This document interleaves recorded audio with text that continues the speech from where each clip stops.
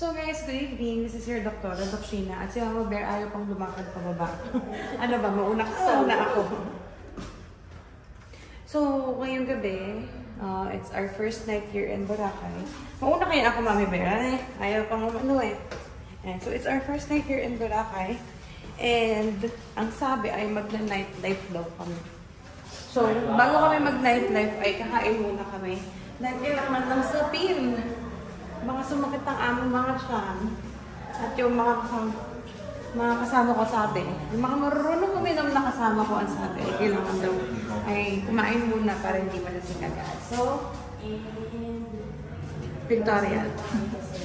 So yun, nahanap muna kami ng kakainan. And let's see kung saan kung ano ang kakainin namin. So ito yung hotel namin sa gabi. Ganda, diba? Tapos may pailaw-ilaw pa siya doon. Aero Suites Hotel and Hotel Boracay. So, yan.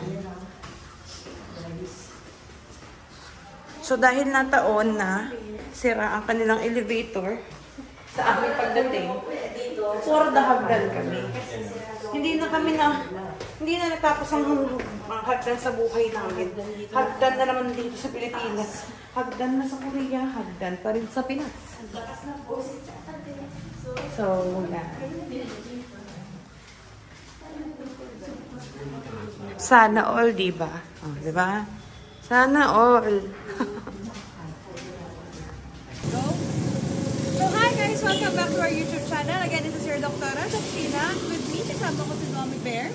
And, anong pangalan ng YouTube mo, Mi? Promote mo na. So, tonight is our day. First night here in Boracay. At titignan natin kung saan tayo kakain. Dahil hindi namin alam kung saan kakain. The nightlife, pero bago ang lahat, kailangan kumain. Kailangan magkarga. Comer mucho para no suka. Hindi magsuka. So, vamos po. No canto para no suka.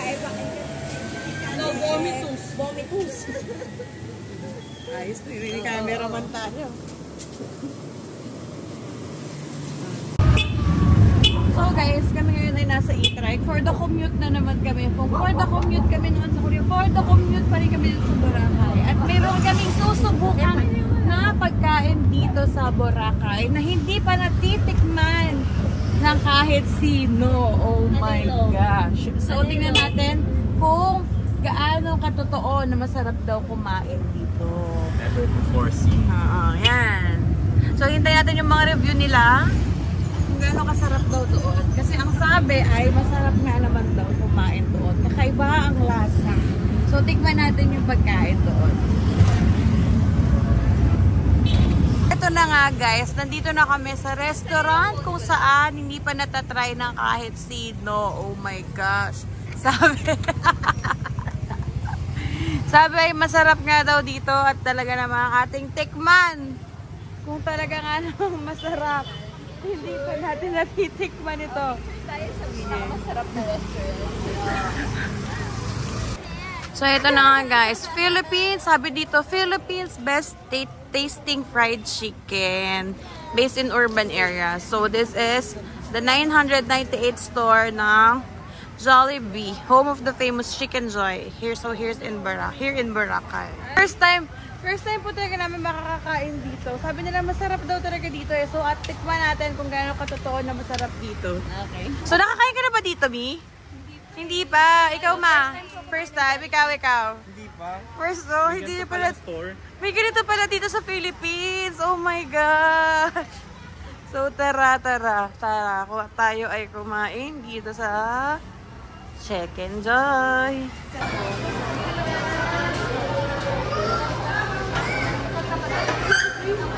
So guys, ito na nga. Try namin yung famous Jollibee chicken dito sa Boracay. Hindi pa namin natatry. At hindi pa namin natitikman sa tanang buhay namin. So, in-order namin yung mga bear ice cream and chicken. In-order nila ay kanin and chicken. With drinks and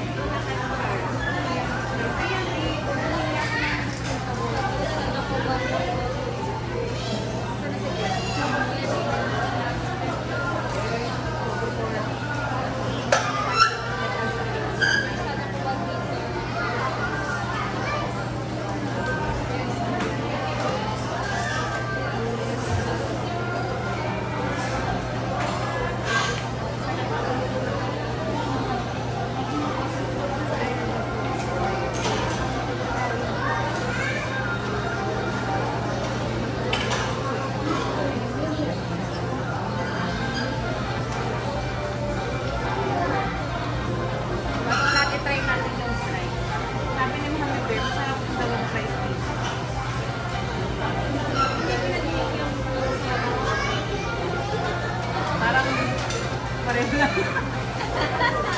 Parang mas-scam ako ni Mama Bear. Parang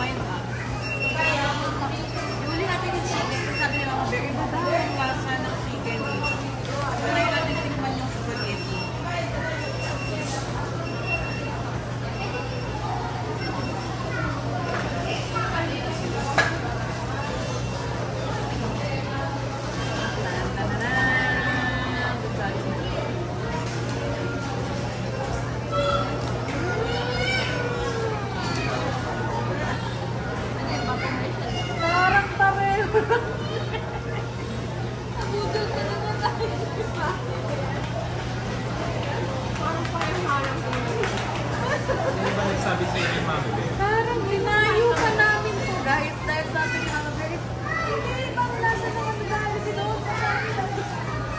Parang kumain ng chicken. Okay, try natin chicken. Let's give it a shot.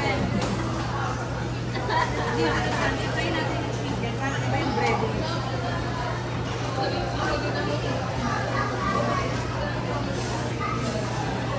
Susok natin sa ketchup. Kasi guys, hindi talaga pwede sa ketchup.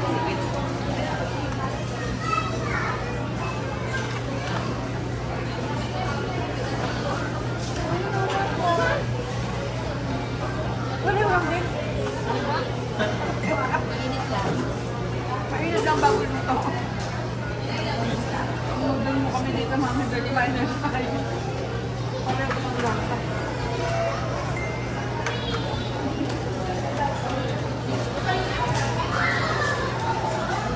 Pero parang ano?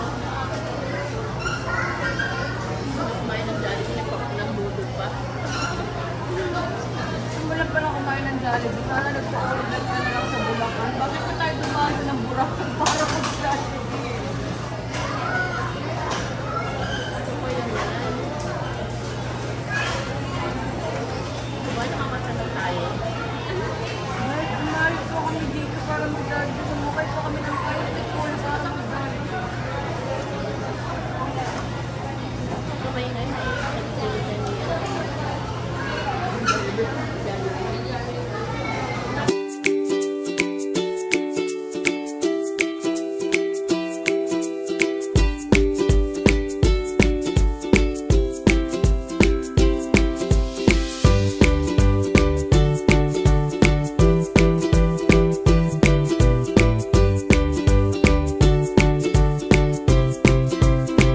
Guys, ang aftermath. So, ano masasabi nyo? Ano pinagkaiba? Wala. Ano pinagkaiba? Ikaw ang nambudol sa amin dito. Kasi ano pinagkaiba? Sana masinabi na lang niya na nagkikrave siya ng Jollibee. Pupuntahan naman namin.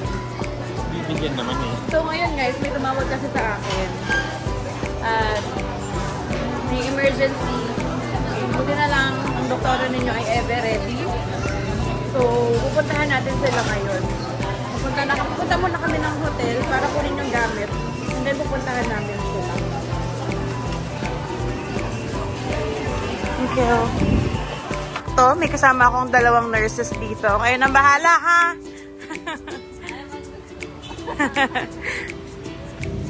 So, guys. Hindi, dito na tayo. Nakuha na namin yung kailangan namin kunin sa hotel. Ngayon na ipapunta na tayo kila Kuya Ruel. Kasi nga nagkaroon ng emergency doon sa kanila. Magkaiwalay kasi kami ng accommodation. And iba yung accommodation nila kasi nga diba cross deal yun. And nahiyaan naman ako. Hindi naman tayo for the cross deal. So, kumuha ko ng tsaka may kasama akong friend. So, kumuha ako ng sarili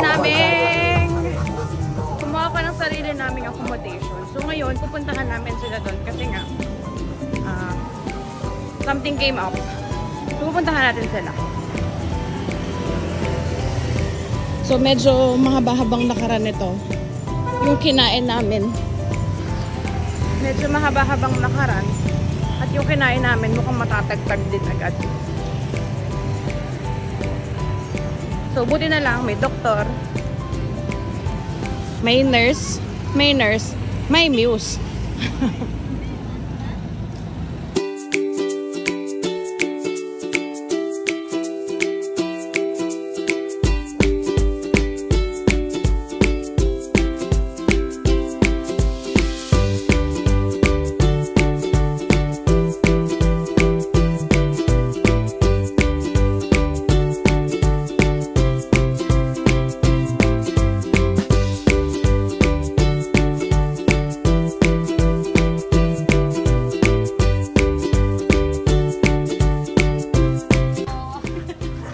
Bakit may pa-couple? May couple lang akong kasama. May pa-couple pa kayo. Eh, paano kung pag-uuntugin ko na talaga kayo? Oo. Namasyal na sila. Oo nga. Wala akong masyadong tao eh. So, nandito na kami, guys. They're staying here sa... 안녕하세요. Hi. 안녕하세요, guys. So, dito sila sa Emerald Bay. Nasaan ang ating pasyente? Asan ang kwarto? Sino sila? Madami sila? Anong kwarto? Ano ang kwarto? Second floor kayo na second floor?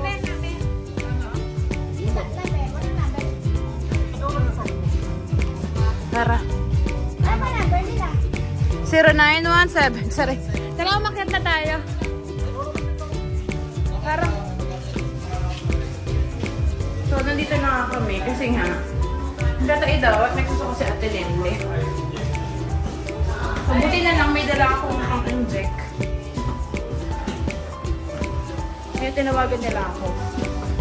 Napabili ko naman na sila ng gamot. Dito, diretso. Napabili ko naman na sila ng gamot yun for the injection na lang.